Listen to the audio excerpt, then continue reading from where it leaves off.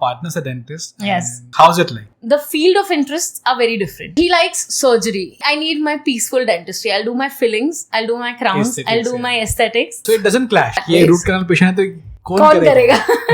Your worst dental purchase? I unnecessarily purchase a lot of burrs. Like, I don't know why. I don't use them a lot. There is only specific I use. But my mentor at that time, Dr. Edward McLaren, the first lecture of his, and I was blown away. Because the first definition which he gave is like aesthetic is not cosmetic. So there what's is the a difference between aesthetics and cosmetics. So aesthetic So you can mean be aesthetic dentistry and cosmetic dentistry is not the same? It's different. Okay. Yes. One thing I love about dentistry is actually a combination of a dental, engineering and artistry. You also did a implant program in Manipal. Yes, where we met. Always associate with Manipal is pie tiffins because we ate there so much. It has spoiled me. I can't go to another restaurant in a South Indian restaurant in Bombay or anywhere. You can compare. And I'm like, this is not good enough. This is not Manipal level. Hi everyone, welcome back to a brand new episode of the MADtherapy Sessions podcast. Our next guest is Dr. Jesal Soneta. She has completed her ACT program in Aesthetics And Restorative Dentistry from UCLA, USA. She's a clinician based in Mumbai who also has her own food and product photography page called Vision Shoots. The audio podcast is available on Spotify and Anchor. The links to that are in the description down below. Drop a like if you like this video and consider subscribing if you end up loving it. And also don't forget to comment down below your thoughts on the podcast. Till then, enjoy the episode.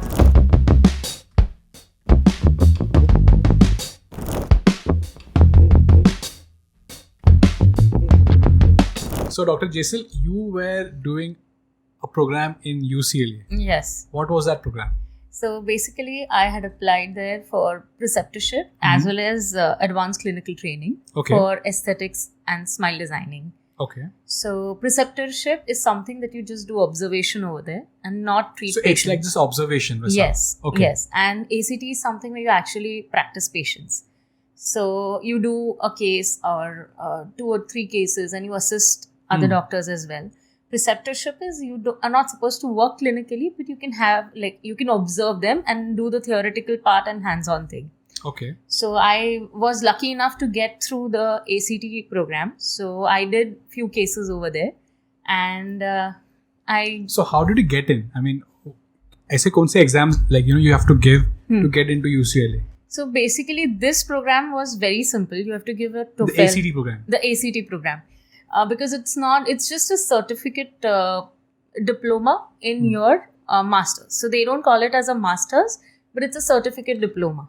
And for application process, you just have to give your TOEFL examination. You have to take letter of recommendations, give your statement of purpose, clear your interviews, and then they actually sort out a good batch of people. So they had this thing where you don't just take the freshers.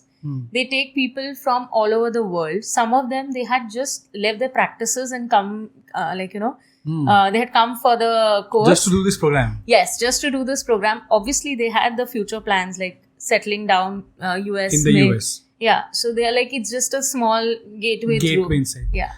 But don't you think you did preceptorship and that helped you get into ACT or no? It does not influence. It's nothing. Nothing like. It's just that there are seats. There are few seats reserved for ACT. Few seats reserved for preceptorship. So they give you an option that if ACT seats are full, do you want to go ahead with the preceptorship?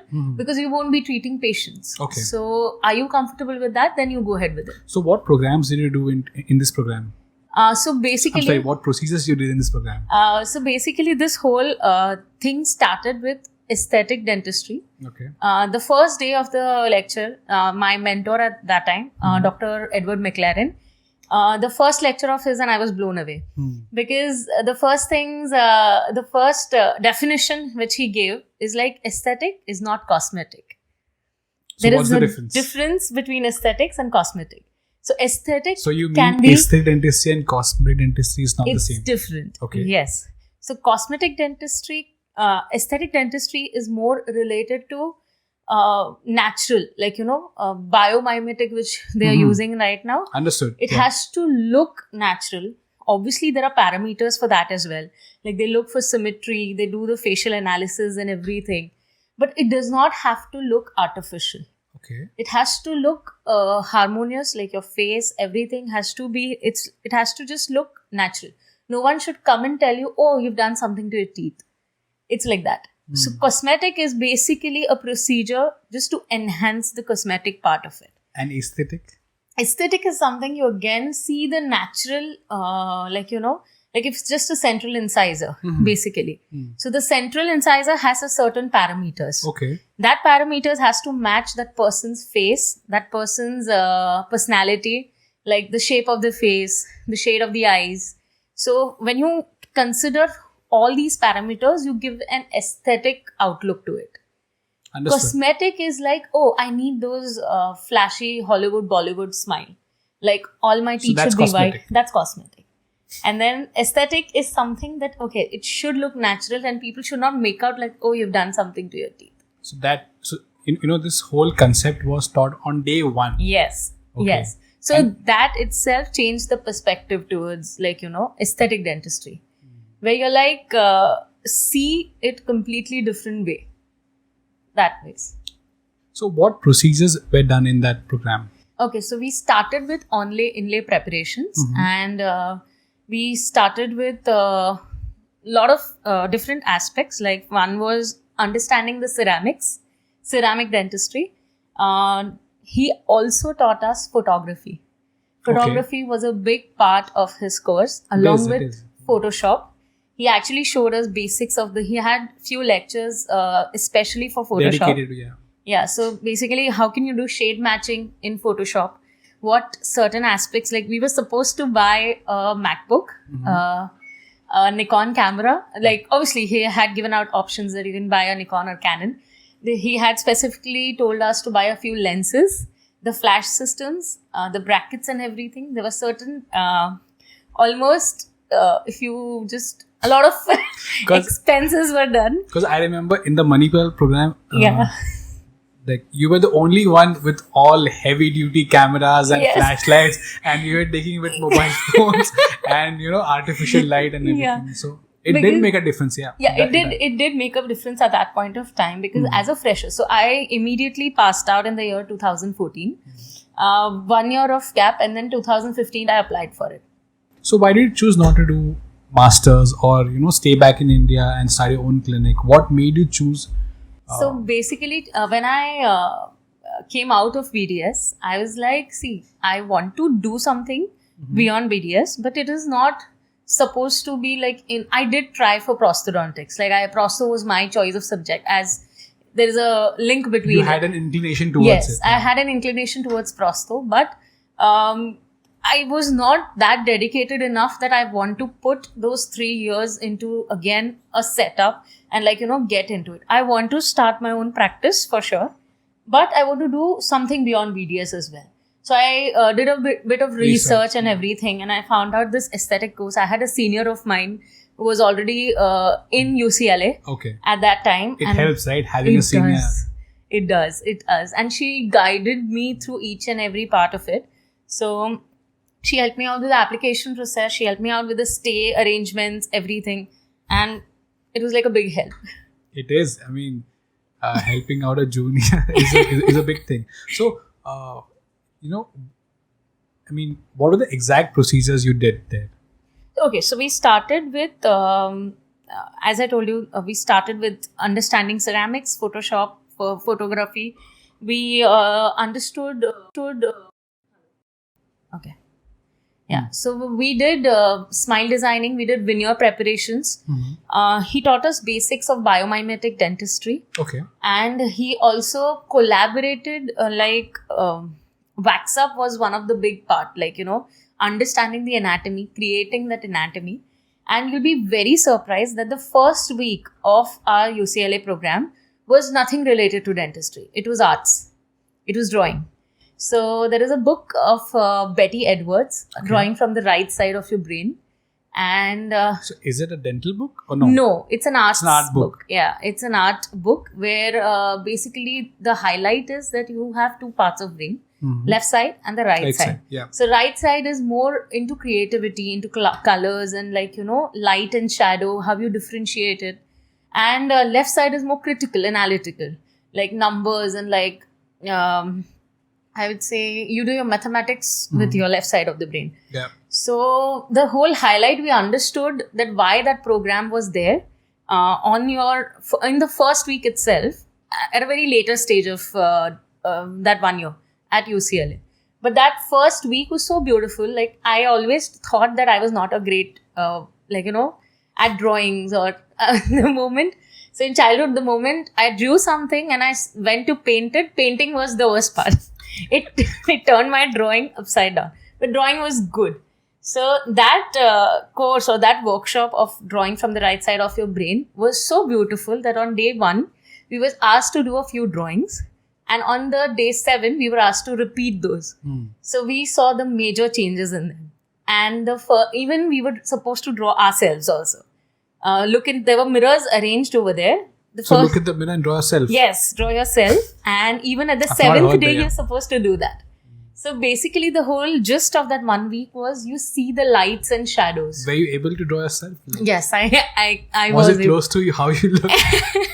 I'll send you the pictures. You can put. It's still there with you? It's there with me. And I was so surprised that one of my student who just got accepted to UCLA, she was doing her course over there right now.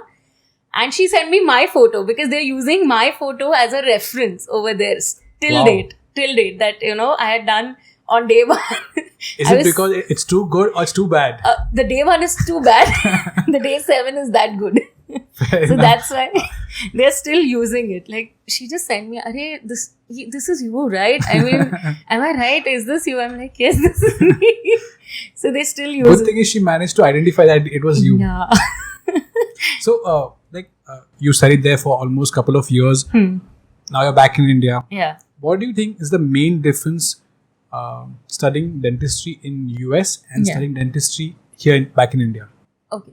So, studying dentistry in India, it gave me a theoretical background. Like, you get into it, you study theory, you see the practice which is going on. Fortunately, I was fortunate enough to observe right type of people. Like, I used to do observation under such doctors. They had like a very class and a standard practice. Like, there was one of the doctors where I used to observe, he used to just do Nobel Biocare implants. Okay. Nothing below that. He had, and there was this other doctor, an endodontist, which I used to observe. He was a professor at my college itself. So I used to observe him. He had a microscope for his endo practice and everything.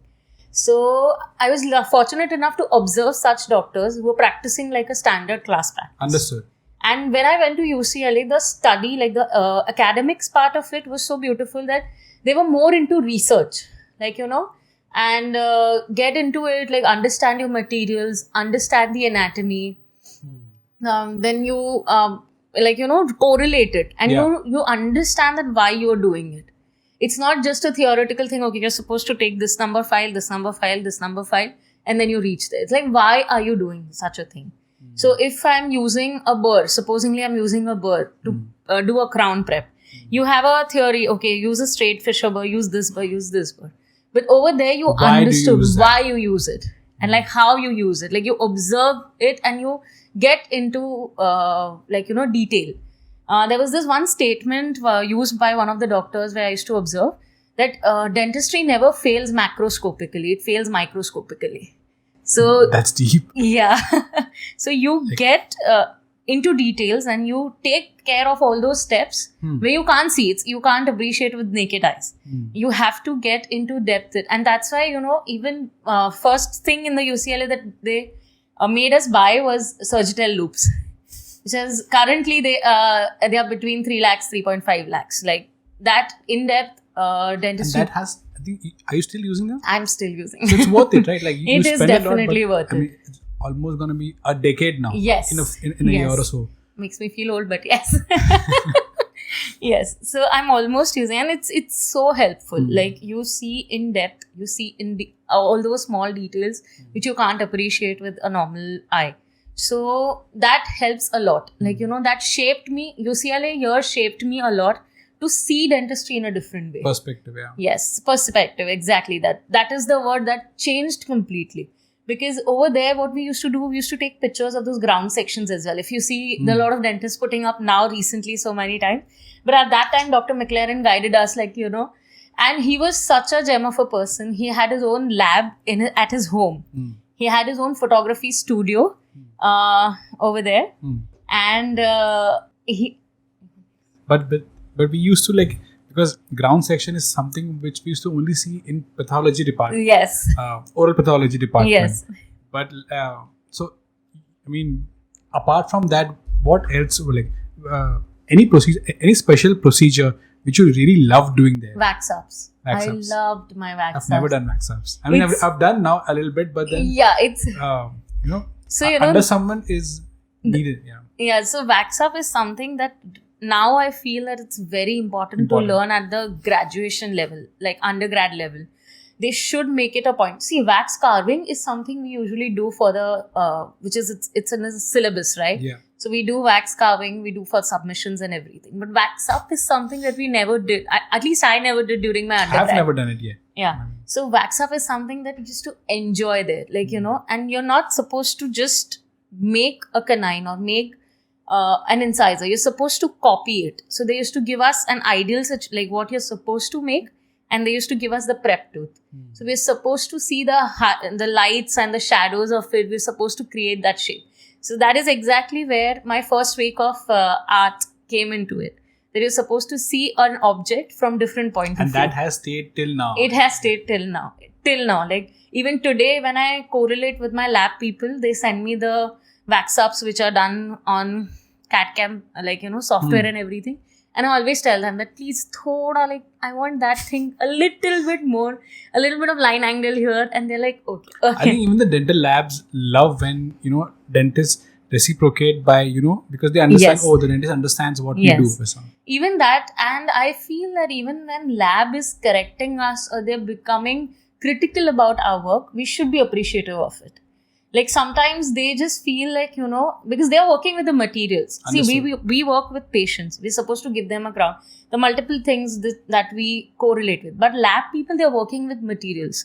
They know that if this is the measurement that they can give their best work, they'll ask for it. Obviously, you can sit down, talk to them and come to a midpoint.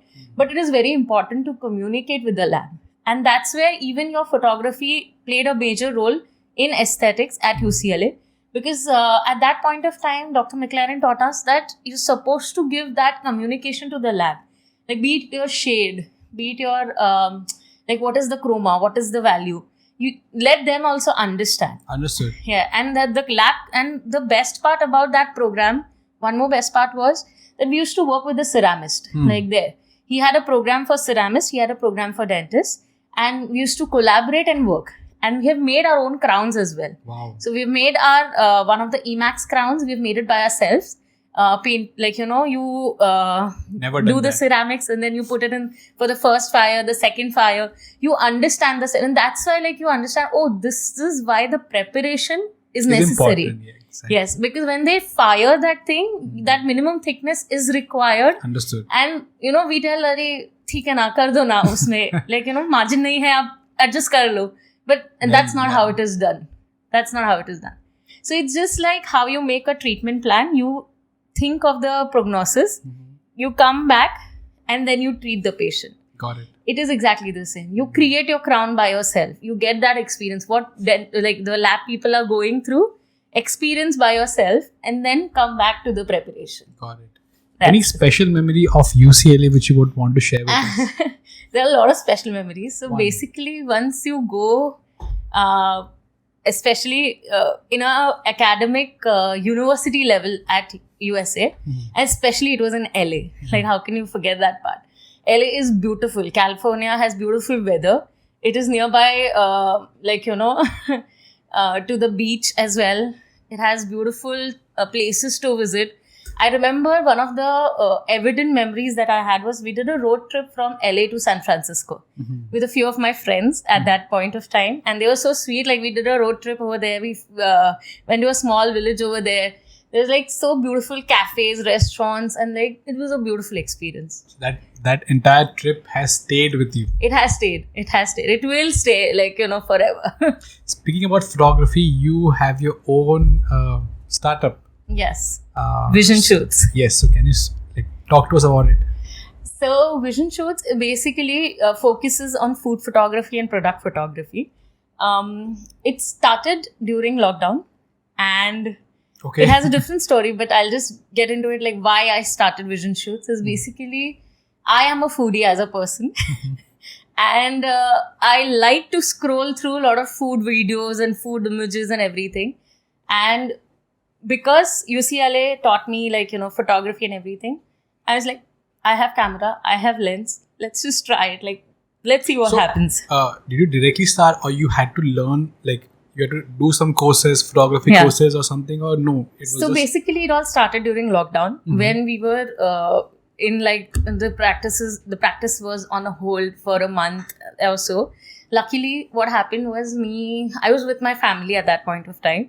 So we used to make a lot of food stuff. Like, we used to get make pizzas, burgers and everything. I know people were terrified at that point of time, but we were enjoying with our own little bit of no, people were making so many new recipes. Dalgona coffee, remember? Dalgona coffee was so much.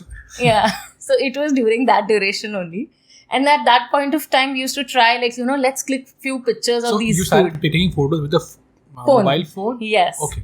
So what we used to do is I used to just be like, okay, the background is not looking that great. Hold the tissue over there. We used to hold the tissue paper with the design. Let's make a design with the ketchup and everything.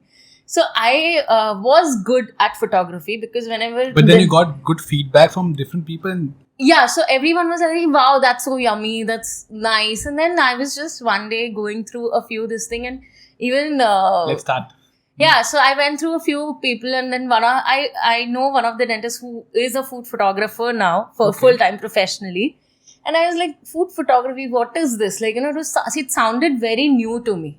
It sounded very new to me. Sounded delicious. Yes, and it's like, if it sounds delicious, it has to look delicious. That's what it's all about. Like food, if you have to make it more appealing and it should be more delicious looking, then what do they do? This is what they do, is do food photography and food styling as well. So that's where it started. That's where I was like, let's do something with... So how did it, how did you come up with the name? Vision Shoots. So basically, as I told you, UCLA was perception. My perception changed during that time. And vision is something how do you see something? So there's a phrase that beauty lies in the eyes of the beholder. So it's how you see certain things. And camera itself is your third eye. Basically, camera is your third eye. You can change the perspective of any object, any dish or anything with the help of that camera. So I was thinking about certain things, and that's why the name popped up was Vision Shoots. You see food in a different way. That's why. So what aspects of food photography, attracts you? It has to look delicious. You have to feel hungry and you have to feel the want to eat that food or drink that drink. You have to have that kind of urge in you when you see the picture. And you just invest certain time in decorating it, styling it, understanding the food, the colors, the backdrops. I wanted to ask you, did you learn to do all that on your own, or you saw YouTube videos, or you learned, saw some tutorials, or did you do any particular course? So basically, YouTube helped a lot in this. My whole journey of understanding food photography started at that. There's a photographer named Joni Simon, Joni Simon. Yes, she's a YouTuber, a tutor of food photography. She has beautiful videos, and from there, From there, I started looking at her videos. She takes up one topic, explains in detail. For example, for a photography, aperture. Then she has one video for aperture. What is ISO? Then from that basic, she'll go to food styling. Like, what are the tools for food styling? That's what styling. Yes, the styling is very important. And I don't know, many of these guys nowadays are food stylists. Like, there are professional food it's a profession. Okay. It's a proper profession. And I was lucky enough to, even when I got into food photography, I was lucky enough to come across a very renowned food stylist of India as well, Mumbai. She's based here itself. Okay. So we did a workshop. I did a workshop with her as well. That's what you did, a workshop? Yes, I did a workshop with her as well. Helped? It helped tremendously. In what ways? So basically, if you see, like, if I'm giving you a burger, you will see it as a burger, but when I have to photograph it, there are certain layers to it. So you have to understand that how will you style those layers. Understood. And there are certain colors that need to pop up, like red, green, brown, which is of the patty and everything, white of mayo. So lot of efforts go in detailing. Photography is the digital part of it, the technology part of it, but the styling part of it is food styling. So basically, she is a renowned food stylist cum food photographer. It was a huge impact on me when I did that workshop, for sure. Have you started collaborating with other people? Yes. So I do take. I had a collaboration with one of the restaurants. I had a collaboration with one of the home chef. Like, she is a 70-year-old lady. Okay. She's a 70-year-old lady working from home, based in Bombay. And I had an opportunity to click few photographs for her. So that was one of the tremendous... so how did she approach you? So basically from Instagram. One of my cousin was into digital marketing. Not marketing, but handling the Instagram. This thing she was handling for me for a certain period of time, and she approached these people, and then they were like, okay, let's do it, we'll do first trial photos for a few, and then we'll collaborate like proper on a monetary basis. So that happened. Then recently I did a photo shoot with one of the home bakers, she's coming up with her website, and for that she needed few photographs of her thing. So I did a 3-day proper shoot with 48 products. We shot from baklava to muffins to cupcakes to tremendous lot of things. It was a great experience. Working from morning to evening, and then not getting tired, but physically drained but not getting tired. So when you look to collaborate with other people, what are the main things you look in another person? Because are there certain expectations you have? So basically, when I collaborate with people, I understand what they want. So are they looking for Instagram? Because that has different dimensions. If they're looking for website, that has another dimensions. And then if they're looking for something that is very personal, like a menu card or something like that.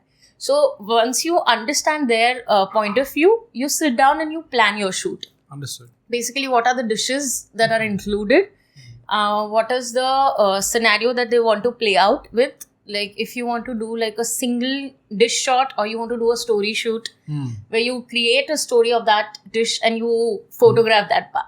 So you sit down, you do a little bit of food planning, so a lot of research, a lot of scripting, So how do you manage dentistry and food photography? So I am lucky enough that I have my life partner as a dentist itself. So me and my husband, we are handling a practice together right now. And that gives me a lot of choice of free time. I can choose my free times. I can choose the days that I want to work for dentistry. And I have the choice to work for something which I love. That's my food photography. That's great. Yeah. What if he wants a free time and... Yeah, he gets it. Then I work for... And at that time, you have a shoot. How do you balance that out? So we pre-plan it out, obviously. That was a trick question. So, जब shoot होते हैं, then at that time, I already pre-inform him that, देखो, मेरे shoot ऐसे है. मैं यहाँ पे, these days, I'll not appoint any patients. He's like, okay, fine, I'll do the part. Very understanding he sounds. See, even for me, I have that, this thing, no? I also understand, no? He's also understanding, I'm also understanding. Okay. What's the end goal for vision shoots? So where do you want to take it? So one thing that I've learned in during this COVID period is a lot of women have gotten into food, like home food business, and they've like created a livelihood in this times, in this like, you know, Difficult it was times. supporting to them, like financially it was such a big support for them. Few of my patients that I saw that they had proper good jobs, but they got into it because offices were closed. Yeah. So this has helped them a lot. And food photography is something nowadays digital media is increasing like crazy. It is actually a very good support system for you to create a, like, you know, good business or like get a lot of clients through that. So my whole perspective is like, even if I can, like, you know, teach them something with a mobile photo, like a basic. Is that your plan? Like, do you want Yes. to get into teaching people? Yes. So I had plans. I still have those. I want to start a YouTube channel, but Okay. it's like too soon right now. I'm still into the learning phase. Fair enough. But I want to help them out and learn that how But basics. you can always take offline workshops and classes. Yeah. So even that is under Streamline, where, see, you don't have to be that fancy with all the gadgets and stuff. But even if a basic sunlight, like how can you manage the sunlight with your food and with the styling part of it, and how can you get into, like, get good pictures so that you get good clients out of So it. that's what you plan to teach people. Yes. Okay. Yes. That's teaching. Yes. Anything else about? So vision shoots, food is basically, I'm really fascinated with it. I want to get into depth of videography also of food. Like how products, there are certain products which are like small business products and, like, you know, small business owners. So how to understand a product, how to understand a color, how to understand the light which is required. So you go into in depth with it, and then you create certain photographs for your clients or videos for them. It helps them out a lot. Understood. Yeah. So that's my goal. Like, you know, with vision shoots, I want to create a platform where people can, like, you know, merge those digital part of it, like Instagrams, other social media, and their own businesses, so that Understood. they get good outcome. That's about your shoots. You also did a implant program in Manipal. Yes, where we met. Yes. So what were the reasons behind doing an implant program? So when I came back from UCLA, I did 1 year program over there, and I had my roommate. My roommate was in the 3rd year of her ACT. So Okay. you can opt for 3-year program where you do 3 years of aesthetics. In the 2nd and the 3rd year, you get into like full mouth cases, you get into implant, prosthetics and everything. So why did you choose not to do that? Because I had other plans. I had plans of coming down to India, putting up a practice, and it has to be balanced. I never wanted to settle down abroad, like especially USA. So that was never the plan. That was never the Fair plan. enough. Like I knew, like, you know, I want to come back. So 1 year was good enough to give me that perspective. And I was like following. And one more part, the same senior of mine who was at UCLA did that She was course. The Manipal program. Yeah, she did the Manipal program, and I just asked her like, how is, because implant is something I want. उसने बोला नहीं ये सब सब जहाँ जा रही पीछे follow कर। करिए. ठीक है, अभी senior है ना, they're supposed to help us out. So she did that program. Yeah, so then I took reviews of those programs as well. But why implants? Obviously, surgical part is something that I am okay with it, but the aesthetic part, the prosthetic part is something I wanted to understand. Okay. So if you see, if you understand dentistry from the point of view of any topic like occlusion, we see that occlusion in your normal dentition and occlusion in your dentures and occlusion in your implants are different. So I wanted to get that point of view of implants specifically when it comes to like a full mouth case or individual implants, and like that's when that's where I wanted to, like, you know, understand. So that is why I took especially Manipal program, because That was my follow-up question. Why Yeah. Manipal? Yeah, because Manipal had a beautiful, like, you know, program planned out. It was a module-based course, and it had like very specific dedicated modules, a good staff, and like amazing professors coming down. Beautiful campus also. Yeah, very beautiful campus. Food was also great. So that is especially and one of the experiences that I had at UCLA that if you meet good people, you interact with good people, you get nice perspective over dentistry. And Manipal, many more perspectives. Like yes, you meet so many different. Yes. I mean, dare I say weird also people. So I mean, see that also counts as an experience. For me, a kind of experience. Absolutely. So you understand that what you don't want to be. Yeah. मुझे ये life में नहीं करना. बड़े होके ऐसे नहीं बनना है. So that's one of the reasons why MCODs again. Mm-hmm. And I had amazing experience. Like we remember that even along with dentistry, we did a lot of stuff other than it. We discussed over it. We used to like sit down, talk about dentistry in different aspects. True. So that was one of the best experiences I had. Jesal was the camera queen and the aesthetic and cosmetic. Oh God! You used to show us all the cosmetic procedure. ये मैंने किया. But if you remember, we used to feel so bad. हम लोगों ने क्या किया dentistry में? मतलब क्या हम लोग खाली fillings ही करते हैं restorative में. And she like used to show us like the slices and everything. Yes. ये खाली pathology में खाली घसा है. But you used to actually click the pictures. Basically make it more beautiful. Yes. You did that in aesthetic. So again, and honestly, good part about meeting different people is it inspires you to do much more. Does. You don't stagnate. You don't want to be in that position. Yes. Like meeting people like you in Manipal also help. Like, okay, we don't know this thing. Yeah. Let's learn about this. Exactly. So as we also remember that there was so many. One of the oral surgery HODs had come for our program. True. Imagine, we had that mix of people. That one of the HODs is also learning with us. One of our professors of the department was also with us as a student. And we had this beautiful experience. And that's exactly what I had at UCLA as well. So in UCLA, there were people with kids with 7 years of practice, like winding up that thing. There were some who were freshers. There were some who had just come to explore LA. Barabar. And gotten into it. So I got exactly not the same experience, but that in the same streamline where Manipal was beautiful.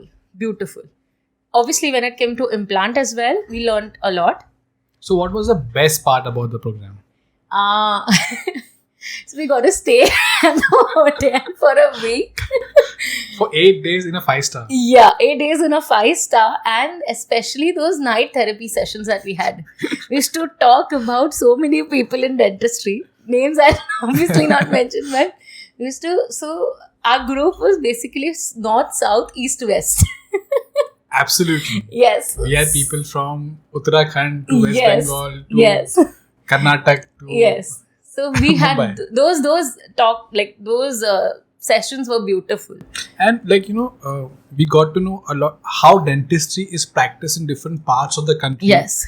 And how different it is. Like the approach towards dentistry is so different. Yes. And again with that, one thing I always associate with Manipal is pie tiffins. Because we ate there so much in pie tiffins. And I mean, it has spoiled me. I can't go to another restaurant in a South Indian restaurant in Bombay or anywhere. And I'm like, this is not good enough. This is not Manipal level dosa or medu vada idli.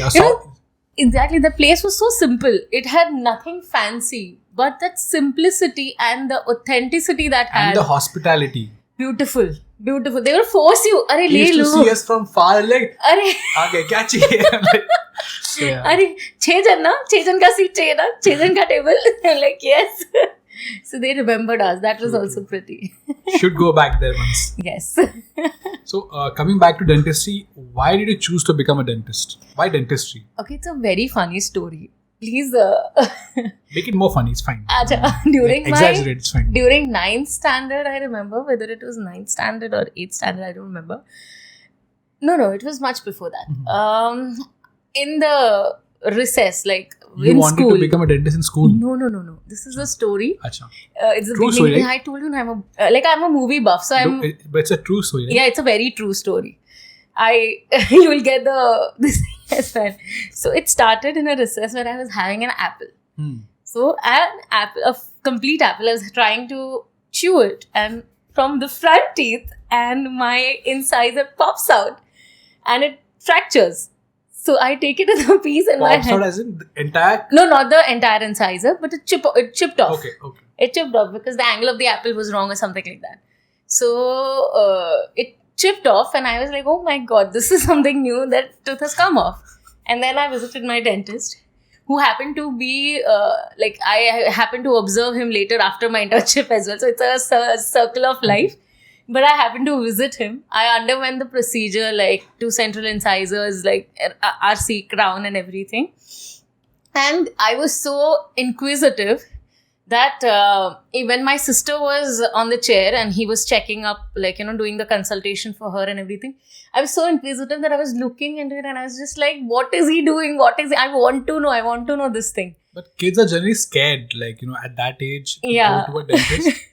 Yeah, but I was very inquisitive. I'm like, I want to learn. No. So what time tha where you decided ki dentist banunga? Yes. So that's why. So that is the time that was Did you imprinted tell in me. anyone at home ki main banne wali hu? No. This was imprinted in my head. Okay. And then I was good, not that great in academics, but I scored like 86%. It's like, arey, ye beti to science karegi. Like from the family, I was the first one to score like such a high this thing. The science karegi. Then after doing science, I took PCMB because I was good at maths as well and bio as well. So I never wanted to get into engineering. So my parents were like, what do you want to do? I'm like, MBBS to hoga nahi. Engineering karni nahi hai. And dentistry that incident was so imprinted in my head. I was like, I'll become a dentist. So it was out of choice, basically. And that was one of the things, like, okay, I want to do dentistry. So you did dentistry from YMT? Yes. Like Mumbai? Yes. How was the experience about doing dentistry in YMT? It was a mixed experience, like a mix of good and bad. Sweet and sour or hot or spicy? I'll say Please carry on. hot and spicy and sweet. Okay. I want to know more about that. So basically, so the good part was that college is in Kharghar. I stayed in Panvel. Okay. So for me, it was Close just by. like 10 minutes of drive. I used to go and I used to attend the college, and like a very good girl, I used to come home. Because I never had this. A lot of my friends and everyone are train ka experience and itne baje ka train lena hai, ye hai, yahan pahunchna hai. 8:45 miss ho gaya, 7:45. So you have never took a train? No, I never took a train. Internship tak bhi? Yeah, I never took a train because from my place to go to Panvel station was equal distance from my place to Kharghar College. So I got At least experience ke liye, So I got my car in second year, So you should drive down. So I used to drive down basically, and that car has so many memories, and all of my friends are iski gaadi mein jate. So Okay. it was like Memories ban gaye kaise na kaise. So I had a lot of car memories, not the train ones. So that was my year of YMT, where not a great, I would say that I have made a bunch of friends. We are 4-5 friends. We are still close-knit till now. And one of them is obviously my husband. So, but that apart from that, it was a very You should mixed definitely experience. start a channel and also a podcast soon with your husband. Okay. Because we want to know more stories about y'all. No, it's not something that can go online. Y'all can. So, what was the lowest point during your BDS days? So I had never seen failure till that point of time, where in my final year, I knew that my perio paper was amazing. Final year. Yeah, final. So we had that. I was that year Part one, where part two. part 1, part 2. So part 1 was perio, OMDR and other 2 subjects. So I remember distinctly that OMDR was the most difficult paper that year. And perio was one of the most nicer ones. I was very confident enough. Perio to ho jayega, I'll clear it. But I happened to get I got KT in OMDR and perio as well. So I was shattered that, OMDR I expected, but perio I did not.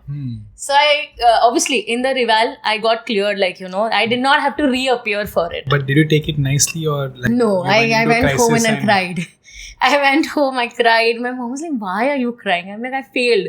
It's like, theek hai na, ho jayega. I'm like, no, how can I fail? And that too in perio, which had been such a good subject at that point of time. My paper was good. I'm like, how did I fail at that? She's like, you're not worried about the other subject. I'm like, no, that I'm not worried that I was so, I expected. But why did this happen? And then obviously, there was this procedure where you can put in reval. and if you clear, you get grace marks and you pass. If the passing You did that? Yeah, I got it in OMDR because Perio I got like additional marks and मुझे और +10 होके आया था, and OMDR I got grace. So I'm like, I was sorted by that. I did not have to reappear. So that was one of the phases. Any special memories of YMT days you want to share with us? Anyone? So I used to enjoy the sessions where, like, you know, we have this annual year, like The cultural program. Program. Yeah, I used to enjoy that a lot because I am a Bharatanatyam dancer. So I have learned that art, and I love dancing. So you have done that for, I think, around 11 years. Like 11 years, I've done Bharatanatyam for 11 years because I was with another professor for 2-3 years, and that professor got into maternity and then discontinued. So I had to start again with another professor of mine, and then me and my sister landed up doing Arangitram together. So it's like graduation program, that ceremony that you do. Radhika Merchant did recently. It was in the news because of that. So I did that with my sister. So I was always into culture and arts. So that helped me out. And those were the like good memories, like, you know, practicing after the lectures and everything. And so you must have performed in college. Yes, right? every year. Every year. So that was one of the best memories, I would say. Okay. So how different, I mean, what's the main difference you think studying dentistry in college and then when you pass out and go to your practice?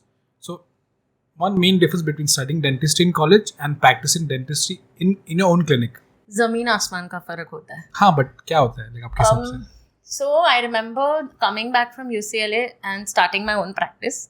Interior का सब काम चालू था, सब चल रहा था, and I still remember distinctively जब वो clinic का board लगा ना, that with my name on it, हालत खराब हो गई. फट गया. It was so bad that day. I distinctively remember I did not sleep that night. मतलब उस दिन सच में रात में नींद नहीं आई. कुछ गड़बड़ हो गई तो मेरा नाम हाँ. I'm like, कुछ अगर हो गया ना, see, एक्सपीरियंस था, मतलब एक्सपीरियंस इतना नहीं था, बट सीखे थे. UCLA भी जाके आई थी तो एक अंडरस्टैंडिंग थी बराबर. पर जैसे ही वो नाम देखा ना अपना बोर्ड पे, I was like, oh my God, like now the reality hit me so bad कि अभी सिंक इन हो रहा था. अब रिस्पॉन्सिबिलिटी है. Now it's like your baby, like you know, it is your responsibility. Your clinic the studio Smile On is one of the cutest studios I've seen. Yeah. So what was the thought process about the entire making of the studio? So this whole studio, I would like obviously dedicate and everything to my dad because he was a visionary. He is a visionary. So he is of a point of view that, you know, any practice or any even medical field or dental, like especially the dental field, there are two sides of it. One is healthcare and one is the business aspect. Yeah. The clinic should keep running.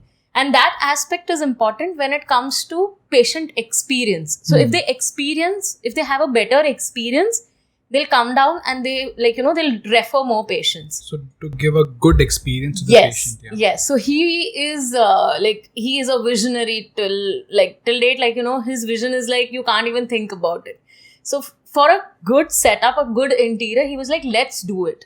Like, you know, and he created a vision and a setup that was outstanding. Like till date, if I see the pictures, it's like beautiful. And then I used to actually have people to just come down into my clinic and see the setup.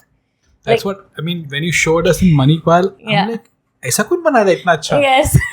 Because we're not used to having such nice clinics and whatever I've seen in my experience, they're not so nice ones. But you won't believe, Arib, that this is the basic in US. Like for a private practice, having a... वो standard वैसा है. Yeah. Like, अपने यहाँ standard इतना mentally low है ना कि... Like, understood. That was the standard. Like that is how you begin with. No, but still, it looked that it is made out with love. Yes. Yes. And that surely was my parents, my dad, and like their support and everything. So for sure. So that I had so many people recognizing me. अच्छा वो clinic आपका है क्या? वो corner वाला वो clinic आपका है? Because I visited a dermat during that time. Like, अच्छा, what do you do? I'm like, I'm a dentist. I practice in Sector 29. Like, oh, that corner clinic is yours. I'm like, yeah, that corner clinic is mine. Wow. So I had a lot of people coming inside and just seeing कि clinic देखने आए. बाहर से अच्छा लगा, अंदर देखना है. So that is one of the things that one of the most beautiful aspect of my life is Smile On Dental Studio. So yeah. Also, you write a lot. There's something called as Spandan writings. Yes. So how did that name come up, and what does that mean? So Spandan basically means heartbeat. Okay. And which language? Spandan, I think it's Sanskrit. Sanskrit? Okay. Yes, it's Sanskrit that it means heartbeat. So writing poems and like writing this is an expression. So something written from your heart and something like, your heart beats out for it. So that's why the name Spandan. So is it only English or Hindi or which language? Or Both. languages, I feel that obviously English is, I'm better at writing, but Hindi is more of emotions and expressing, and it can reach out to a lot of people. Hindi में आज भी अगर हम कुछ ऐसे शब्द है या कुछ ऐसे बातें हैं जो अगर हिंदी में बोले तो वो इम्पैक्ट थोड़ा अलग पड़ता है, दिल को छू जाती है, इसीलिए. So what made you started, and what the thought process about, like whenever you write an article, a poem or your thoughts, so like दिमाग में क्या चालू रहता है, like how do you write it? Okay, so it started basically where a friend of mine was like, you have an art like in writing. Why don't you write something? So she's a friend of mine. Like I there was a period in my life where I also went through like ups and downs, and like, people go through emotions, a lot of emotional things. And at that point of time, she told me that, if you can't talk to someone, if you don't have a confidant, the best thing what you do is write it out. Like write a diary or write poems or write whatever you feel like writing. And then obviously I started writing at that point of time, but it was not like for Instagram or something. It is just what I felt. I wrote it down. And in school, my favorite subject was like English used to always like, and especially poems. The rhyming words used to be like my favorite. So when something rhymes, it is very interesting. So I started writing down poems with it, like, and certain emotions just flew in that, this thing. So whenever I write, the process of my writing is, it's never planned. It's never planned. So if something is happening, like I have a few poems written for few people who like, are very close to me. Understood. I've written down for my dad, for my mom, for my husband, for my friends. Those are really close to me. So you feel something and you write it down. Like there was one incident in between. I have written down poems for Soldier as well. I have seen that. Yeah, I have written it down for that incident. There was an elephant's incident, like with a baby, a pregnant elephant was killed. Yeah. So I was so furious at that point of time that I wrote it down. It was like, how can people do something like this? So at that point of time, I wrote it down. And then a very small, page I have made. I don't write it for that page, but I write it for me. Like, it's that. Wonderful, like, because you do so many things apart from dentistry. Multitasking. So, yes, one last thing before we leave you is, so your partner's a dentist. Yes. And how's that? Like, how's I mean, you've already spoken about it. Yes. How do you manage it? But still having a partner who's a dentist, how's it like? So basically, me and Neeral were batchmates, but we never dated in that phase. We were like our friends. We were a group of 4 to 5 friends, and we used to hang out a lot. And जो first year से हमने every group of friends make a plan कि गोवा जाएंगे. So Goa का plan हमेशा से था, but कभी हुआ नहीं. हाँ, हुआ नहीं. होता ही नहीं है. It took 10 years. So basically हमारा पहले बहुत बड़ा group था. धीरे धीरे filter out करके we were like 4 of us. And then we went to Goa. Like after I came back from UCLA, after 3 years of my practice, we finally decided कि अब जाएंगे. Goa. So we went to Goa, and then there we had our own process of like, talking, like we are looking out for marriages, people and everyone. So there we had feelings for each other. We got like, there was a confession, and then things happened. Now dentistry part of it, the best part is I'm blessed in that part, touchwood, that the field of interests are very different. Okay. So he likes surgery. He is a crazy fan of surgery. And he likes endodontics. Like he does root canal as well, the extractions. And I need my peaceful dentistry. I'll do my fillings, I'll do my crowns, Aesthetics, I'll do my aesthetics, and I'm sorted that ways. So he also knows that so it doesn't clash. Like so it does not clash that ये way. root canal patient है तो कौन करेगा? So I am always like नहीं ये ना sir करेंगे. उसके बाद का crown का part है ना वो मैं करूँगी. Because I always think about it, like when there are two people, there's not one patient, and both want to do it. Who gets it? Who gets it? So there are some patients that are like please do it no, like ये कर दे, ये तू कर दे, like and then he's like अरे तू start कर देना कुछ तो. So I have done endo, but if the patient is then and there and the patient tells मुझे pain है, मुझे root canal करना है और आज ही चालू करना है, and if he's not around, he always tells me अरे तू start करना, and then I feel like अच्छा ठीक, I'll just do the part 1 of it, but you have to carry on the remaining part, and he's like ठीक है. But that's how touch wood, the understanding and the field of interest are different. So I'm blessed in that way. So even implants, we have this thing that he does the surgical part and I do the prosthetic part of it. Yes. So it's basically mutually beneficial for both of you. Yes. Yes. The work gets divided. आधे इधर जा आधे No clashes. क्या होते? No clashes. कि होते? होते हैं, नहीं होते ऐसा नहीं बोलूंगी. क्योंकि पॉइंट ऑफ व्यू थोड़ा डिफरेंट हो जाता है. And then but the good part is that he will never get that thing that okay I do it my way, you do it your way. We both like come to a middle point and we learn and we there is one aspect of dentistry where I get very furious. Like अगर कुछ नहीं हो रहा है ना तो तभी patient में I am very furious and I panic. So he always tells me calm down, ठीक है, we'll work it out, like it will take time and it will work it out. And on the other hand, like when it comes to him, I'm like acha, let's use this material, let's use this thing, like let's start using rubber dam, because I've learned that part and I'm like let's do the articulator, the face bow and everything. So we kind of help each other, and yes, there are clashes, but we figure a way out. That's beautiful. So yeah. So we'll come to our last part. This is the rapid fire questions. Okay. So I'll start. Favorite dental instrument? Spoon excavator. Spoon excavator? Yeah. Why? Because there are certain areas where you feel that, it's difficult to reach. Like I prefer using a nice sharp spoon excavator. I like that instrument. Okay. UCLA or YMT? UCLA. Okay, that's a big one. Yeah. Okay. Your worst dental purchase? My worst something which you've bought and you regret buying it. I'm like, why did you buy it? Worst Can dental be cheap, expensive, purchase. anything. I would say I unnecessarily purchase a lot of burrs. Like I don't know why. Like I don't use them a lot. There is only specific I use, but unnecessary use of like burrs. Acha ye. So that is one thing that I feel it's unnecessary. Okay. Yeah. Favorite photography equipment which you own? Okay, which I own, my 105mm lens, Nikon lens, which is like beauty. So that's for food photography? Or yeah.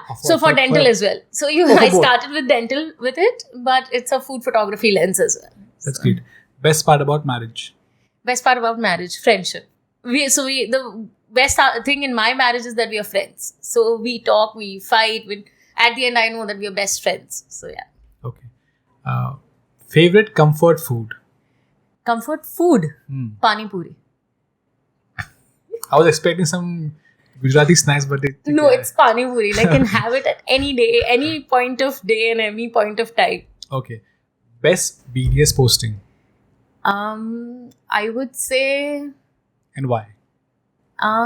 Best BDS posting. I would say endo. Because I did an endodontics course just right before my posting, where I used hand instruments and like all those things, and I could actually apply it at that point of time. Okay. In the posting. So yeah, it was one of the good postings. Okay. One thing you love about dentistry and one thing you wish to change? One thing I love about dentistry is actually a combination of a dental, engineering and artistry. Okay. So it's genuinely a merger of all those things. You need to know, like if the chair mein kuch ho gaya, kuch kharab ho gaya, you need to know that you should be able to fix it.